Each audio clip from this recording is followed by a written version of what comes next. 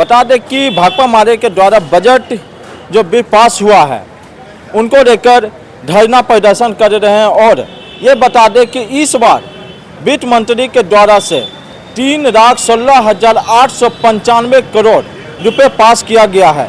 और यहाँ पे बाबू साहब हैं भाकपा माले के द्वारा, इसे क्या बजट को लेकर क्या बोलना चाह रहे हैं उसको हम बात करेंगे। पहले तो हमारे चैनल में आपका स्वागत है। बहुत बहुत धन्यवाद आपको और आपके तमाम श्रोताओं को भी। बजट इस बार पास हुआ है। सम्राट चौधरी बताया गया है कि इस बार सबसे ज़्यादा बजट पास किया गया, तो आप लोग को क्या हो रहा है?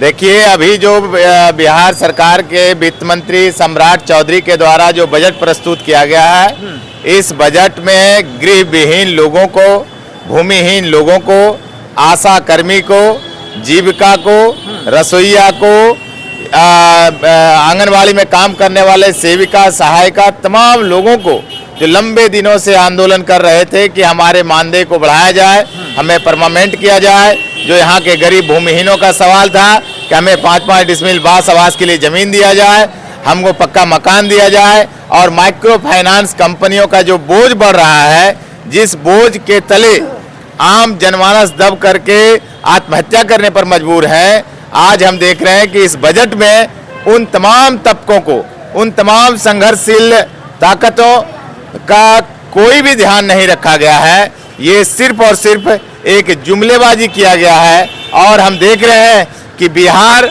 आज सबसे निचले पायदान पर खड़ा है।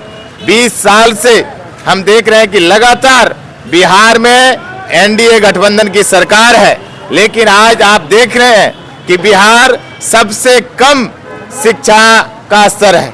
बिहार में आप देखिएगा कि रोजगार का अभाव है। बिहार आप देखिएगा कि भूखमरी के कगार पर खड़ा है। देश के सबसे ज्यादा भूखमरी वाले अगर कोई राज्य है तो वह बिहार राज्य है।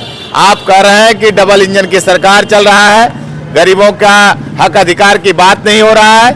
गरीब आज भी सड़क पर संघर्ष कर रहे हैं अपने बुनियादी सवाल को लेकर। इस बार तो बहुत ज्यादा बजट पास हुआ है, कभी नहीं हुआ, उससे ज्यादा हुआ है। आप आंकड़ा उठा करके देख लीजिए कि देश की जो जीडीपी है, उस जीडीपी में बिहार का योगदान एकदम कम है। नगण्य के माना जाए कि मात्र 4.3% बिहार जो है देश की जो जीडीपी है उसमें उनका रोल है।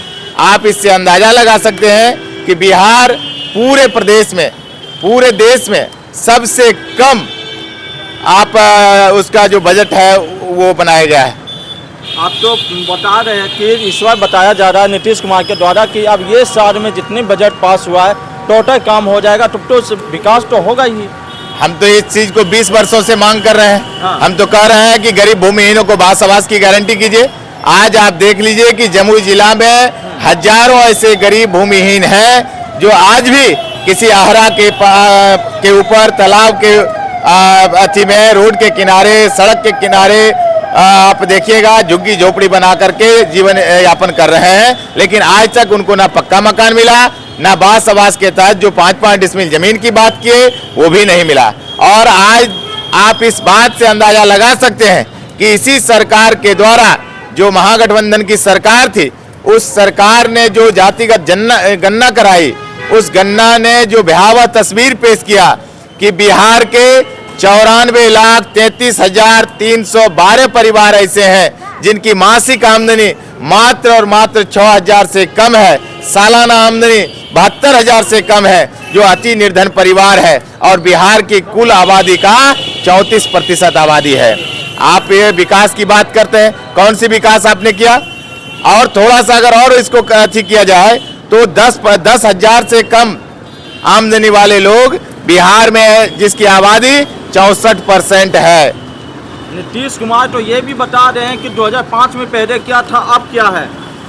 अब बिहार में आज बिहार की जो स्थिति थी, जब बिहार कभी गौरव के रूप में प्रस्तुत किया जाता था, बिहार एक गौरवशाली प्रदेश था जहां देश विदेश से लोग पढ़ने के लिए आते थे, यहाँ की शिक्षा इतनी उन्नत थी। लेकिन आज आप देख लें कि आज बिहार के लोग अगर थोड़ा सा भी उनको सुखी संपन्न हुआ है तो वो बाहर जा रहे हैं, वो बाहर जा रहे हैं पढ़ने के लिए।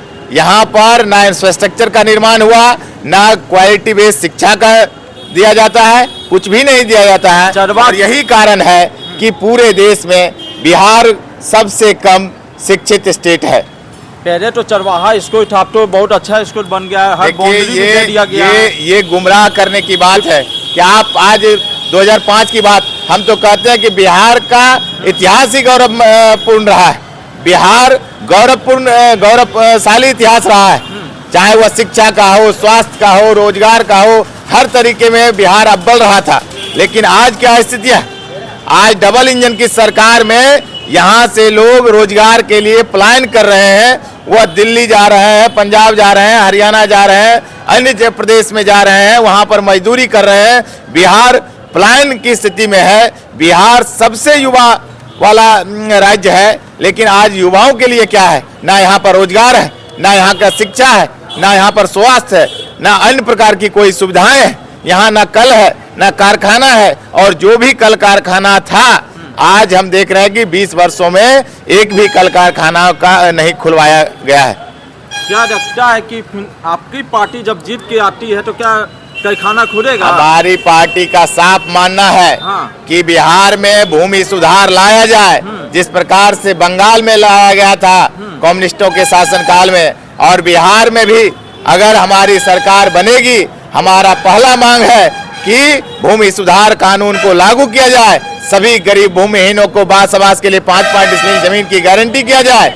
अभी उनको पक्का मकान की गारंटी किया जाए। अति निर्धन परिवार को 2-2 लाख रुपया उनको लघु उद्यमी योजना के तहत एक मुफ्त दिया जाए। साथ ही साथ जो गरीब भूमिहीन है, उनके बच्चों को पढ़ने के लिए चाहे वह उसको स्कूल की व्यवस्था किया जाए। आज हम देख रहे हैं कि जमुई जिला में कोझा पंचायत एक ऐसा पंचायत है जहां आज भी लोग इस सुशासन की सरकार में आज वृक्ष के नीचे पढ़ने को मजबूर है। आज तक वहां स्कूल का निर्माण नहीं हो पाया है।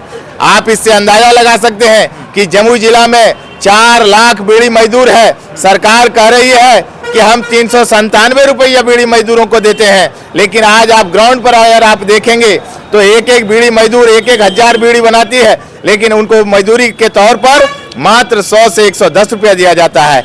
आज यहाँ के स्वास्थ्य की जो स्थिति है, आज आप देख सकते हैं कि स्वास्थ्य की स्थिति जर्जर है। यहाँ पर 289 प्राथमिक हेल्थ एंड वेलनेस सेंटर है, लेकिन एक भी हेल्थ एंड वेलनेस सेंटर जिसको प्राथमिक उप स्वास्थ्य केंद्र कहते हैं, ना वहाँ पर डॉक्टर है, ना वहाँ पर नर्स है, ना वहाँ पर आशा कर्मी है, और ना ही वहाँ पर दवा का वितरण किया जाता है। हमारा मानना है कि प्रत्येक प्राथमिक उप स्वास्थ्य केंद्र की जो जर्जर हालात है उसको सुदृढ़ किया जाए और 24 घंटे डॉक्टर नर्स दवाई की गारंटी किया जाए। अभी तो किया है 3,16,895 करोड़ बजट पास किया गया। क्या लगता है विकास नहीं होगा? आप अंदाजा लगा सकते हैं कि इससे पहला जो बजट प्रस्तुत किया गया था लगभग 2.5 लाख करोड़ का था, और 2.5 लाख करोड़ में इन्होंने कितना खर्च किया?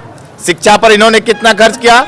स्वास्थ्य पर इन्होंने कितना खर्च किया? वेलफेयर की योजनाओं पर कितना खर्च किया? आज हम देख रहे हैं कि यहाँ से बगल का झारखंड राज्य है, लेकिन वहाँ जो वहाँ पर देखिएगा जो लोक कल्याणकारी योजनाएं हैं, जिसमें वृद्धा पेंशन, विधवा पेंशन, विकलांग पेंशन, आज यहाँ मात्र 400 रुपया दिया जाता है। इस महंगाई भरी जिंदगी में 400 रुपया में 2 कप चाय नहीं हो सकता है महीने भर, और वो 400 रुपया दिया जाता है। जिस मजदूरों के श्रम से इस बिहार का निर्माण हुआ था, आज उस मजदूरों का क्या हालात है?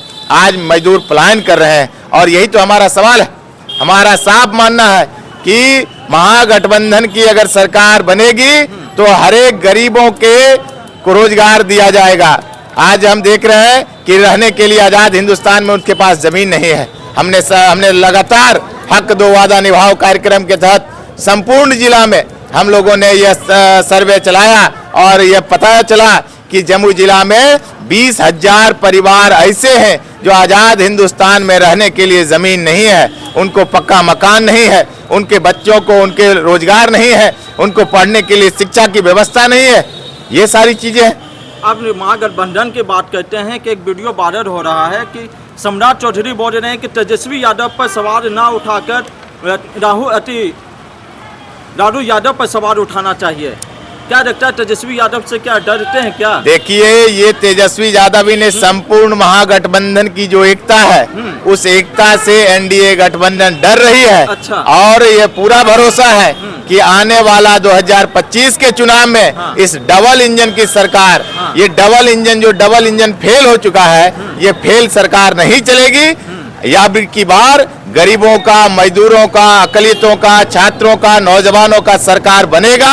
मजदूरों को रोजगार मुहैया कराया जाएगा, भूमिहीनों को आवास की गारंटी किया जाएगा, छात्रों को पढ़ने के लिए स्कूल की व्यवस्था किया जाएगा, बेहतर क्वालिटी बेस्ड एजुकेशन दिया जाएगा, रोजगार मुहैया कराया जाएगा। यहाँ के मजदूरों को जो आज देख रहे हैं कि हर एक डिपार्टमेंट में, चाहे वह निर्माण मजदूर का डिपार्टमेंट हो, चाहे वह मनरेगा का डिपार्टमेंट हो, तमाम तरह के डिपार्टमेंट जो वेलफेयर की योजनाएं क्रियान्वित कर रहे हैं, सारे योजनाओं में एक जबरदस्त लूट है। और उस लूट का अंदाजा इस बात से लगाया जा सकता है कि खैरा प्रखंड में पिछले दिन 60,000 रुपया परिमार्जन के नाम पर कर्मचारियों के द्वारा लिया जा रहा है। ये जो भ्रष्टाचार है, ये करप्शन नहीं चलेगा। इस करप्शन के खिलाफ बिहार की जनता एकजुट हुआ और इसका आप जीता जागता उदाहरण के तौर पर आप देख सकते हैं कि 2 तारीख को पटना में जो महाजुटान हुआ था, जिसमें 200 से अधिक संगठनों ने भाग लिया था और उन्होंने महाजुटान के माध्यम से नारा दिया था कि इस बार बिहार की सरकार जो वादा पूरा नहीं किया है, उस एक एक वादा का हिसाब लिया जाएगा और 2025 के चुनाव में उसे सत्ता से बेदखल किया जाएगा। ये बात महाजुटान में तय हुआ है कि इस सवाल को लेकर हम लोग गांव-गांव जाएंगे और ये बताएंगे कि नीतीश कुमार का वादा का क्या हुआ।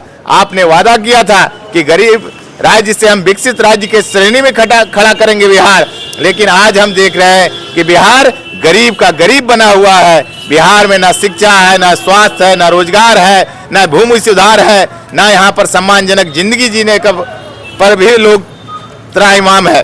आज अब बजट को क्या सम्राट चौधरी को रखे हुए हैं, आज क्या? आज जो 3 मार्च को जो बजट प्रस्तुत किया गया है बिहार सरकार के वित्त मंत्री सम्राट चौधरी के द्वारा, और उस बजट में ना गरीबों के लिए, ना भूमिहीनों के लिए, ना गृहहीनों के लिए, न आशा कर्मी के लिए, ना रसोईया के लिए, ना जीविका के लिए, ना माइक्रो फाइनेंस के कर्ज तले महिलाओं के लिए, ना गरीबों के पक्के मकान का किसी बात की चर्चा नहीं हुई, जिसको लेकर ये बजट गरीब विरोधी बजट है, ये बजट जन विरोधी बजट है, ये बजट किसान विरोधी बजट है, ये बजट मजदूर विरोधी बजट है, ये बजट महिला विरोधी बजट है। इसलिए कि ये तमाम सेक्टर में जो महिला सशक्तिकरण की बात कर रहे हैं, आज हम देख रहे हैं कि बिहार के तमाम स्कूलों में काम करने वाली रसोईया मात्र 50 रुपया प्रत्येक दिन के मजदूरी के हिसाब से वह काम कर रही है।